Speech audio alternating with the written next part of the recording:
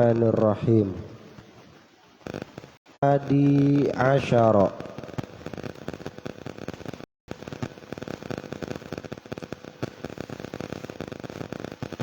syarat yang ke-11. An la yasbaqa syaikha,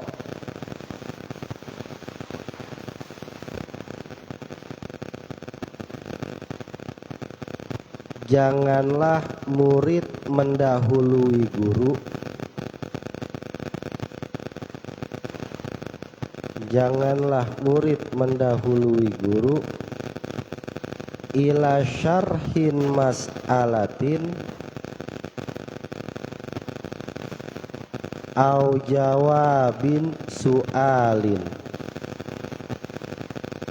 Ila syarhin mas'alatin, dalam menjelaskan satu masalah. Dalam menjelaskan satu masalah. Au jawabin su'alin, atau dalam menjawab satu pertanyaan, satu persoalan. Wala yusawiqahu minhu, wala yusawiqahu minhu, dan jangan pula menjawab bersamaan. Dan jangan menjawab bersamaan. Wala yazhara ma'rifatahu bihi, wala yazhara, dan murid jangan memperlihatkan,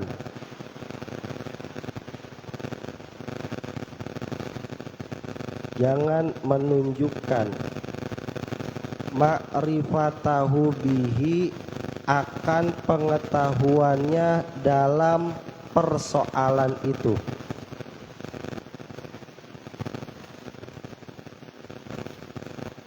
Jangan menampakkan, menunjukkan pengetahuannya dalam persoalan itu. Au idrakahu lahu, au idrakahu lahu, atau pemahaman untuk masalah tersebut, untuk soal tersebut.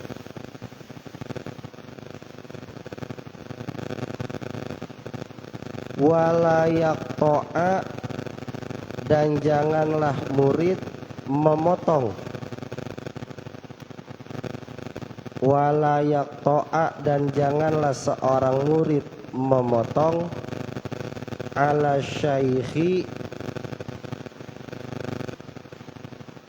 kalamahu,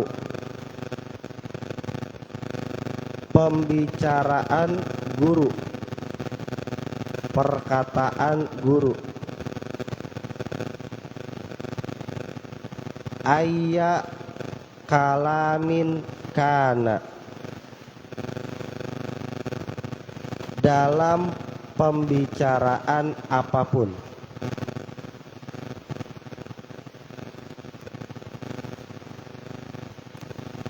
Dalam pembicaraan apapun. Wala yusabiqahu, jangan mendahului pembicaraan.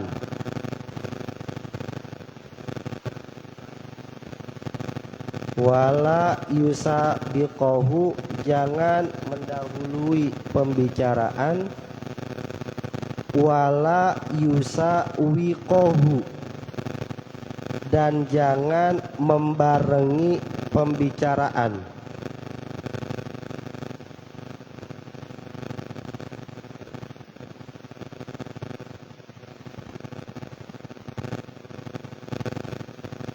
Bal yasbiro, tapi hendaklah bersabar.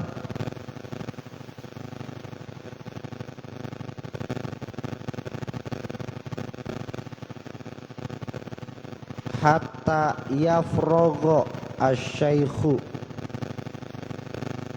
hatta yafrogo syaikhu, sampai guru selesai, min kalamihi, berbicara, sampai guru selesai berbicara, summa yatakallama, barulah murid berbicara, summa yatakallama, barulah murid yang berbicara.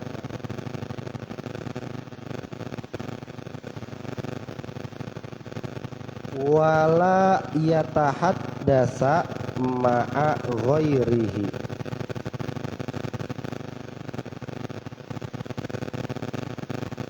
wala yatahaddasa, dan janganlah murid berbicara,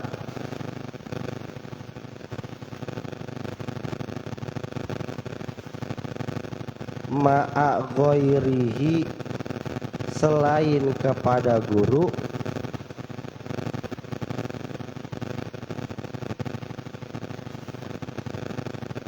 wa syaikho, sedangkan guru, wa syaikho, sedangkan guru, yatahaddasu ma'ahu, sedang mengajak bicara murid, si murid, yatahaddasu ma'ahu, sedang mengajak bicara si murid.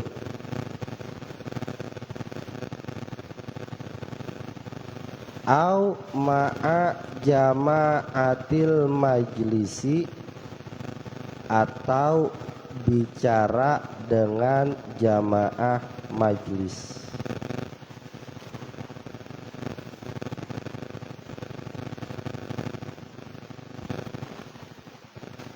Wal yakun, hendaklah,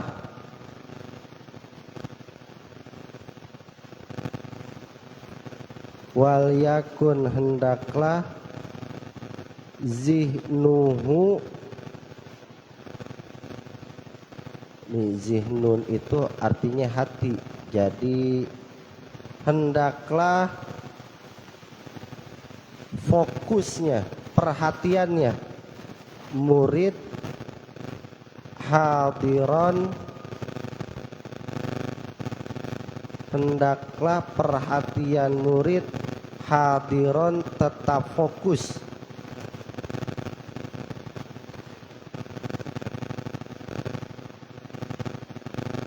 fi jihati syaikhi,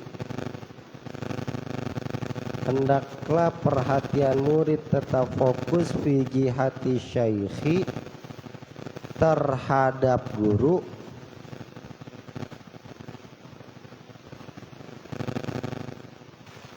bihaisu ida amarohu bisyai'in, tatkala guru memerintah sesuatu pada murid, tatkala guru memerintah kepada murid, au sa'alahu an syai'in, atau bertanya tentang sesuatu,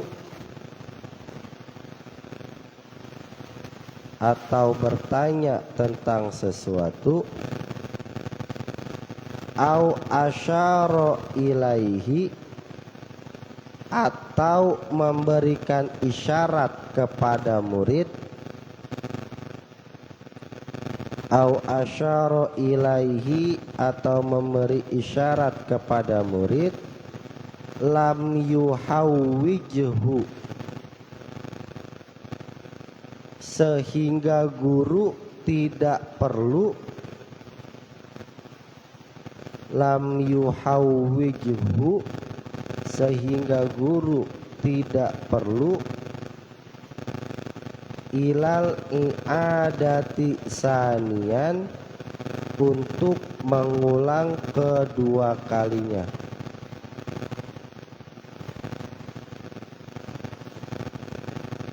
Untuk mengulang kedua kalinya. Titik.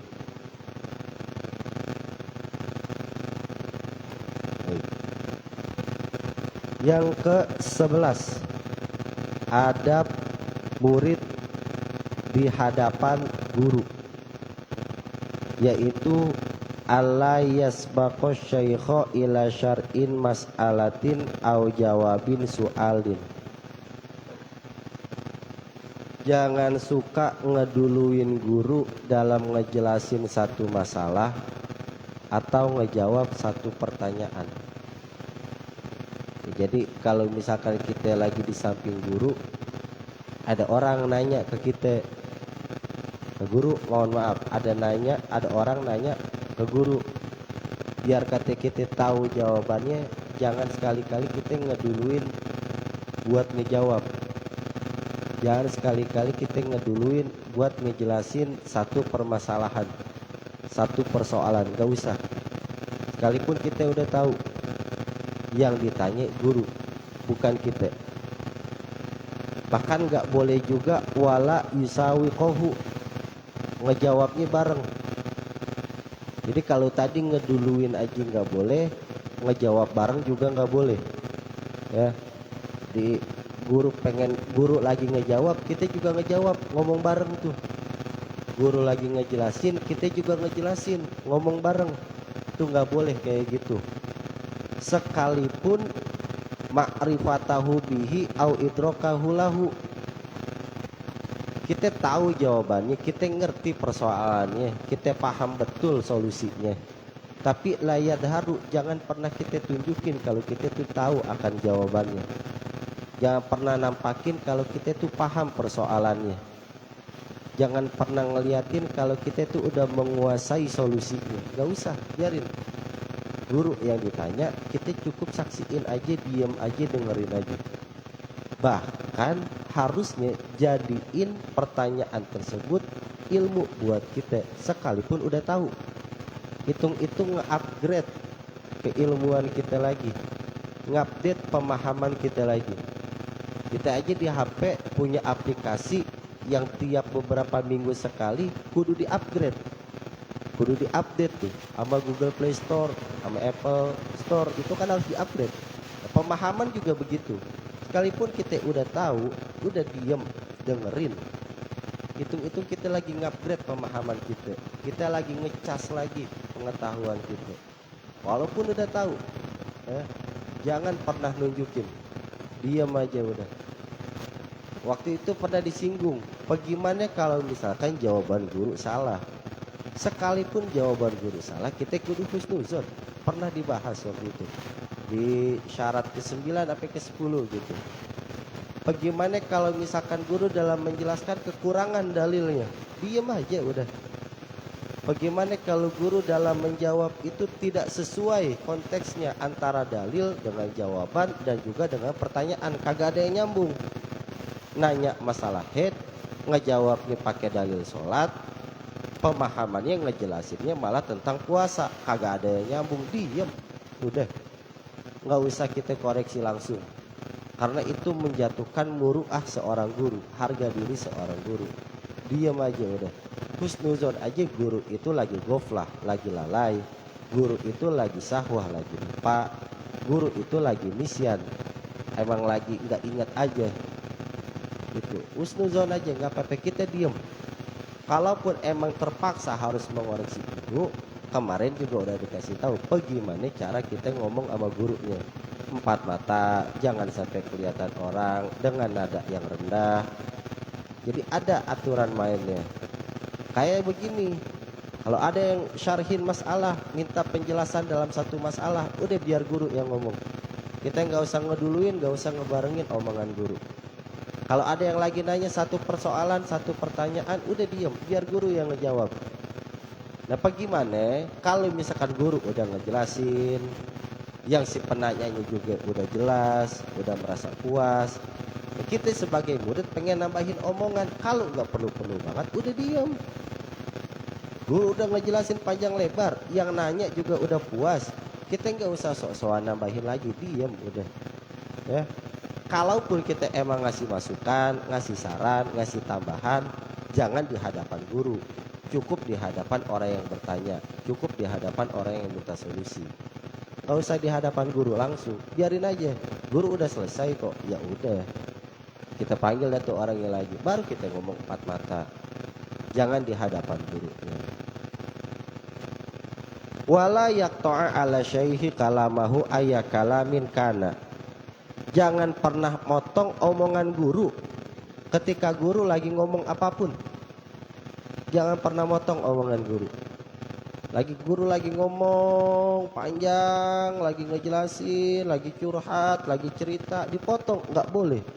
Jangankan guru, kita aja kalau lagi ngomong dipotong, perasaan kagak enak, kagak nyaman kayak gitu, kagak enak kayak gitu. Kita lagi ngomong enak-enak, maaf dah sebentar, saya potong dulu, kagak enak.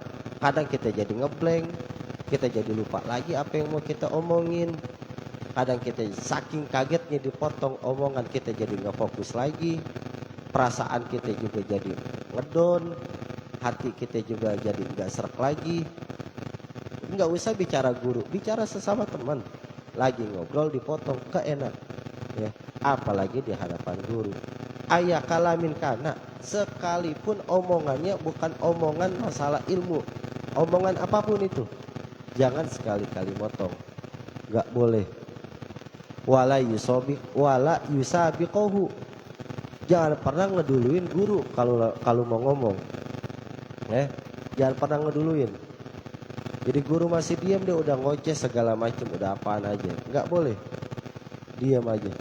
Ini kita kalau bisa lagi bicara adab, bukan lagi bicara ngopi, bukan.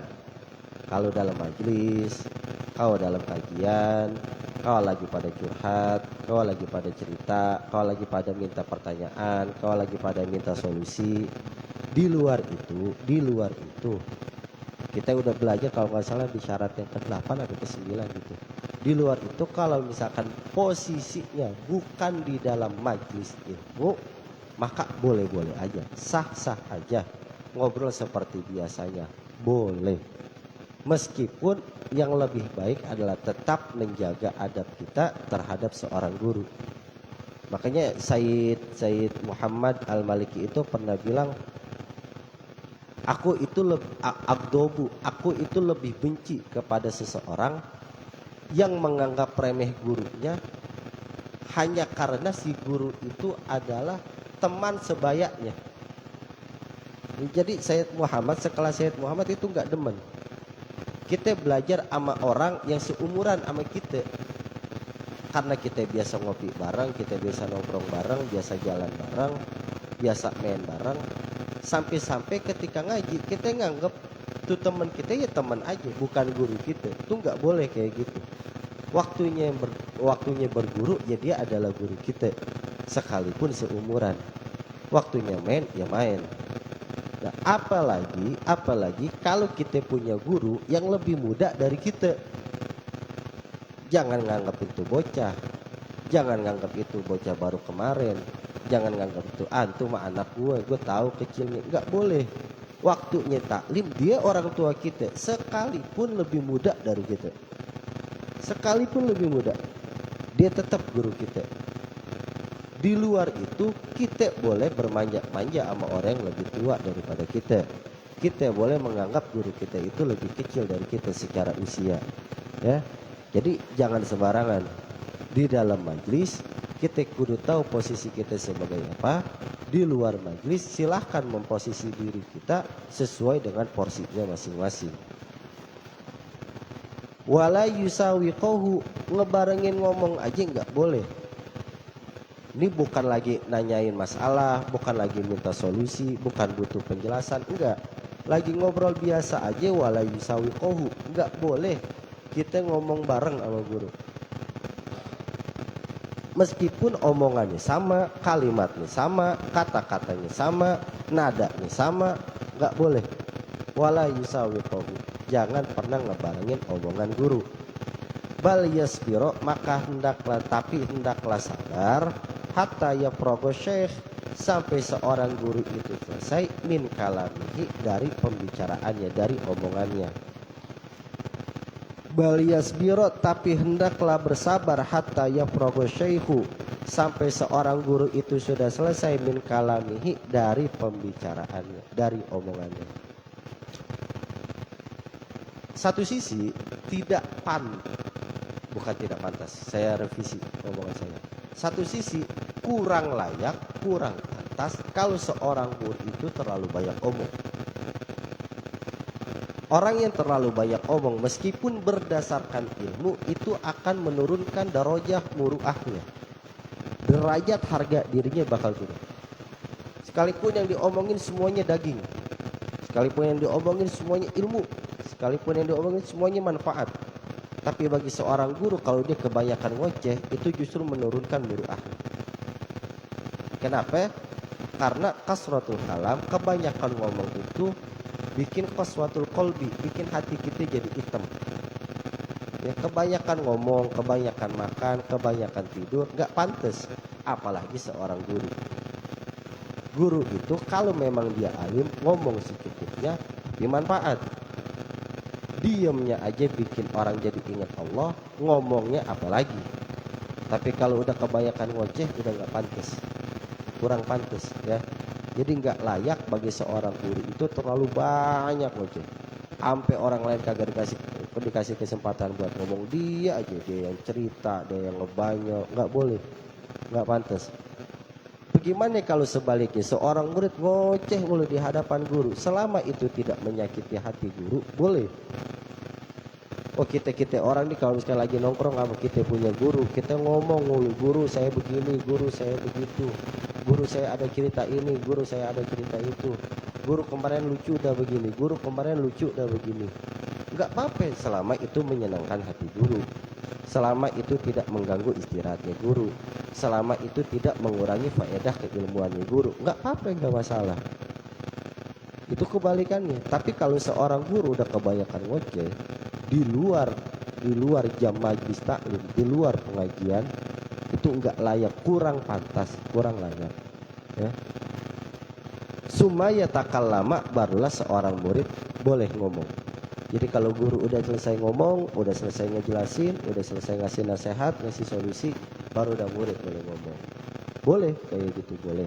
Tapi alangkah baiknya kalau kita ingin menambahkan sesuatu yang kurang dari guru, nggak usah pakai bilang maaf saya pengen nambahin apa yang udah dibilang sama guru, nggak usah. Seakan-akan guru itu perkataannya banyak kekurangan. Contoh, Hadi lagi ngajar, datang Sahri lagi curhat, tiba-tiba Babang Sinai datang. Udah gitu selesai Hadi ngasih solusi kepada Sahri, Sinai bilang, maaf nih Sahri, saya boleh tambahin, tadi ada yang kelewat dari guru. Nggak boleh kayak gitu ya. Kalaupun emang pengen menambahkan, bilang aja saya punya saran nih, mau dipakai boleh, enggak juga nggak apa-apa, sekedar masukan dari saya. Jadi nggak usah bilang seakan-akan bahwa guru itu perkataannya, solusinya, jawabannya itu banyak kekurangan. Nggak boleh kayak gitu ya. Jadi hati-hati dalam memilah-milih perkataan di hadapan guru. Kalau memang posisinya, sekali lagi posisinya itu bukan lagi ngebanyol, bukan lagi ngopi. Perhatiin, sekalipun kita lagi nongkrong bareng, tapi itu ada satu permasalahan yang ditanya, emang urgen, emang penting, hati-hati di situ.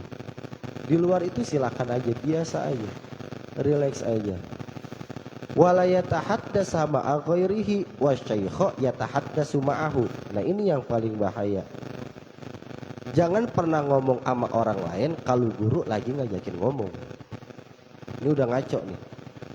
Hadi sebagai guru lagi ngajak ngomong Sahri. Sahri yang diajak ngomong sama gurunya malah ngobrol sama Sinai. Enggak boleh kayak gitu. La yatahaddats ma ghairihi wa syaikh yatahaddatsu ma'ah. Dia lagi diajak ngobrol sama guru, kok dia malah ngobrol sama orang lain. Itu udah kebangetan. Itu udah gak bisa diterima sama akal. Seburuk-buruknya kita, sebodoh-bodohnya kita, sableng-sablengnya kita. Kalau guru lagi ngajak ngomong, kita nggak mungkin berani kok. Jangankan kita ngomong sama orang lain, buang muka aja haram. Buang muka, bukan nunduk, buang muka. Guru lagi ngomong, lagi ngajak ngomong, kita buang muka aja, ngelengos aja, nggak peduli, nggak boleh. Apalagi ngomong sama orang lain. Nunduk, diem, perhatiin matanya guru. Udah gitu aja. Buang muka aja nggak boleh, apalagi malah ngajak ngobrol orang lain. Oh ma'aja ma'atil majlisi, sekalipun ngobrolnya sama sesama jamaah majlis. Itu udah nggak bisa kayak gitu, udah nggak diterima. Ya. Kita nggak usah bicara masalah posisi guru dan murid, kita bicara masalah posisi teman aja. Lagi ngajak ngobrol kitanya malah melengos, diajak ngobrol kitanya malah buang muka, diajak ngobrol kita malah pura-pura nggak dengar, diajak ngobrol kita malah perhatiannya ke orang lain. Pasti kita kesel, pasti kita nggak demen. Apalagi ini seorang guru begituin, sesama teman aja pasti nggak enak hatinya begitu. Jadi hati-hati nih. Ya. Wal yakun zihnu hadiron, tapi perhatiannya kudu fokus fi jihati syaihi, terhadap seorang guru, kudu fokus aja terhadap guru. Bihaisu ida amarahu bisyai'in, kalau guru lagi merintah sesuatu, au sa'alahu an syai'in, atau guru lagi menanyakan tentang sesuatu, au asyara ilahi, atau guru lagi ngasih isyarat kepada murid untuk melakukan sesuatu, lam yuhawwijhu ilal i'adati saniyan, jangan sampai seorang guru itu mengulang dua kali perintahnya, mengulang dua kali pertanyaannya, mengulang dua kali isyarahnya. Jangan sampai kayak begitu. Ya, fokus aja terhadap apa yang dikatakan sama guru. Guru lagi ngomong, perhatiin. Guru lagi merintah, dengerin. Guru lagi nanya sesuatu, fokus. Guru lagi ngasih isyarat sesuatu, pahamin. Jangan sampai guru ngulang dua kali. Fokus aja. Jadi orang zaman dulu, ini saktinya orang zaman dulu. Saya bilang sakti. Imam Nafi itu kan salah satu imamul qura, salah satu imam qiraatus sab'ah, Imam Nafi. Imam Nafi itu punya murid satu ruangan masjid. Dan jangan bayangkan masjid zaman dulu kecil, enggak juga, besar masjid zaman dulu. Apalagi zamannya Imam Nafi yang level beliau adalah tabi'in. Beliau itu punya murid banyak, ngajar satu masjid. Kagak ada speaker, kagak ada toa, kagak ada sound system. Tapi suara beliau satu masjid bisa terdengar oleh semua muridnya. Bukan karena beliau itu suaranya kenceng, bukan. Tapi karena semua muridnya fokus memperhatikan apa yang diucapkan oleh Imam Nafi. Jadi luar biasa, Imam Nafi itu selain emang suaranya bagus, suaranya lantang, tetapi ada faktor murid juga yang fokus memperhatikan. Jadi satu masjid tanpa mic sekalipun, nggak usah kegerowokan, kedengaran suaranya Imam Nafi. Jadi ada fokus di situ. Imam Asy-Syafi'i ketika hijrah dari Baghdad ke Mesir, beliau itu udah menjadi imam yang masyhur. Ketika Imam Syafi'i membuat qaul jadid di Mesir, itu Imam Asy-Syafi'i banyak merevisi apa yang udah diijtihadkan beliau ketika di Baghdad. Dan ketika beliau menjelaskan, tidak didengar oleh 10 murid, tidak didengar oleh 10 orang, tapi didengar oleh ratusan bahkan mungkin ribuan umat muslim ketika itu. Karena semua orang ketika minta pengaduan kepada Imam Asy-Syafi'i, Imam Syafi'i nggak pakai mikrofon, Imam Asy-Syafi'i nggak pakai toa, Imam Asy-Syafi'i nggak teriak-teriak. Nggak pantas seorang imam mujtahid itu ngomongnya kenceng-kenceng, nggak pantas. Teriak-teriak nggak boleh, harus menjaga muruahnya. Tapi kenapa suaranya terdengar oleh penanya yang ada di ujung sana? Karena semuanya fokus memperhatikan. Sehingga Imam Syafi'i tidak lagi mengulang penjelasannya dua kali. Sehingga orang yang bertanya tidak mengulang pertanyaannya dua kali. Semuanya fokus. Waliyakun bihnuhu hadiran. Maka hendaklah perhatian si murid itu difokuskan kepada apa yang dikatakan oleh guru. Orang zaman dulu hebat. Sampai sekarang di Cianjur, pondok apaan Bang Amir? Cianjur. Angnu. Yang pondoknya kagak ada mikrofon, nggak ada elektronik. Allahu Akbar. Di Cianjur ada tuh pondoknya Angnu. Saya lupa wat lagi namanya. Bukan Kresek, lupa. Itu sampai sekarang nggak ada mikrofon, nggak ada sound kayak gitu, nggak ada. Santri ratusan, bahkan mungkin sampai sekarang ini ada sekitar 1000-an santri. Ajengannya lagi ngajar ya kedengeran aja. Kenapa? Pada fokus. Bahkan saya nyaksiin wallahi ketika 2009 saya di Tasik, saya itu ke Cineam. Di Cineam itu ada nama Kiai Mama Udin. Mama itu kalau dalam daerah Jawa Barat Kiai besar, Abuya lah gitu, guru besar. Mama Udin itu kalau ngajar nggak pernah pakai mikrofon. Udah sepuh. Saya datang ke sana ketika itu usia beliau udah 71 tahunan lah. 71 72, saya lupa. 2009. Itu kalau ngajar nggak pernah pakai mikrofon dan posisi masjid di atas. Jadi kalian kalau misalkan tahu sawah itu kan ada tangga gitu. Ini gitu kan, bawah gitu. Jadi pasti paling atas, kemudian ada beberapa kobong yang terbuat dari bilik, tapi bukan kobong, ruangan aja, kayak aula tapi kekecilan, dibilang kobong tapi kegedean. Satu ruangan, ngeblok dari bilik. Satu tangga turun lagi, satu bilik. Itu modelnya. Nah, Mama Udin ngajar di atas tanpa mikrofon. Yang saya saksikan, siapapun yang datang ke sana dengan tujuan untuk belajar lillahi ta'ala akan mendengar apa yang diucapkan oleh Mama Udin. Tapi orang yang datang ke sana cuma pengen minta begini, pengen doanya begini, apapun yang diucapkan oleh Mama Udin nggak akan terdengar. Ini juga pernah terjadi oleh guru Karim Lirboyo. Salah satu keramatnya guru Karim, siapapun muridnya yang diridhoi oleh guru Karim untuk mendengar penjelasannya, maka dia akan mendengar sekalipun si murid duduk paling belakang. Tapi siapapun murid yang tidak diridhoi oleh guru Karim untuk mendengarkan pengajiannya, sekalipun dia duduk paling depan dia tak akan mendengar. Jadi tak malu ikatan hati antara murid dan guru itu jangan pernah diremehkan. Makanya di sini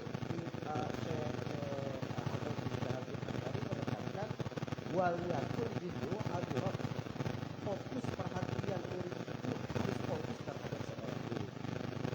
Ya, zaman sekarang udah enak ngomong, kita udah pakai mikrofon, kalau sama kita teriak-teriak kedengeran, suara udah bergema. Tapi zaman dulu kenapa bisa kayak begitu? Selain emang aroma sih, tapi ada ta'aluk, ada ikatan kuat, ada kecintaan, ada keterikatan batin antara murid dan guru. Fokus dan tidak bisa ditinggalkan. Zaman dulu bahkan ngaji cuma satu kali, tapi ketika pulang ke kampung itu bisa menjadi satu baris. Ngaji satu baris bisa jadi satu kalimat, ngaji satu kalimat bisa jadi satu paragraf, satu paragraf bisa jadi satu lembar, ngaji satu lembar pulang ke rumah bisa jadi satu kitab. Sama, kenapa? Fokus, nggak pernah mau menunjuk perasaan diri. Karena kita ini bicara adab, ya, segala sesuatu bicara adab. Kita tahu banget, kita paham, kita sering banget melihat status kalam Al-Quran dan lain. Kalau sekedar putar kita tapi ada sesuatu yang tidak dimiliki oleh iblis itu ada. Jadi itu yang paling penting. Iblis kenapa sampai dilaknat? Karena kagak ada adab. Kagak ada adab itu pada siapa? Kepada Allah. Disuruh taat bahwa misalnya dipikir mau ada sujud kepada adab dia kagak mau. Itu doang. Jadi hati-hati ya. Pokoknya fokus, jangan pernah nyepikirkan omongannya, jangan pernah ngeduluin omongannya, jangan pernah ngelengos kalau misalkan diajak bicara, jangan pernah buang muka kalau diajak bicara. Kemudian jangan sampai seorang guru itu mengulang pertanyaannya, mengulang perintahnya, mengulang isyaratnya.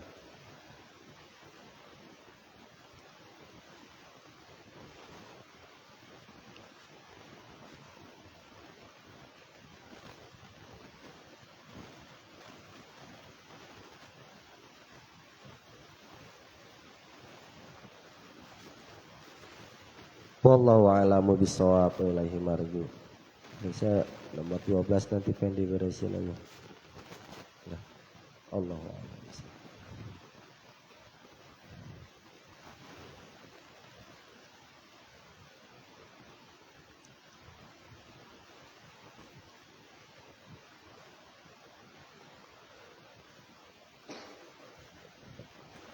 Ila hadratin Nabi Muhammad sallallahu alaihi wasallam wa ala alihi wa azwajihi wa auladihi wa dhurriyyatihi wa qarabatil kiram syai'ul lillahi lahumul fatihah.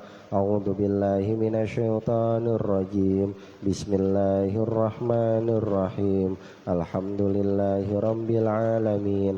Arrahmanir rahim. Maliki yaumiddin. Iyyaka na'budu wa iyyaka nasta'in. Ihdinas siratal mustaqim. Siratal ladzina an'amta 'alaihim ghairil maghdubi 'alaihim waladdallin. Amin.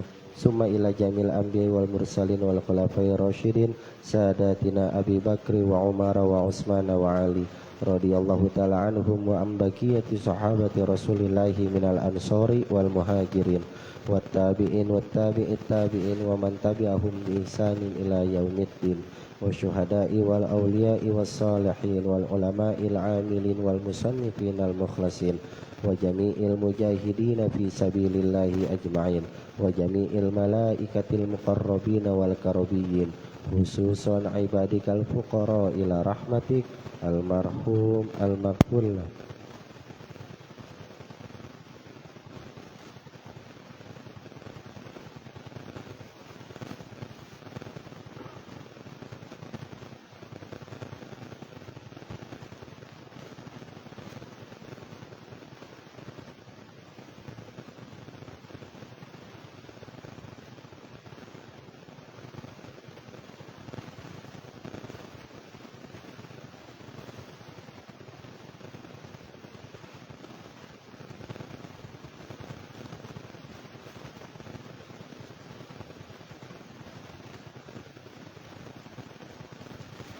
Wa usulihim wa furu'ihim wa dawil huquqi alaihim ajma'in syai'ul lillahi lahumul fatihah.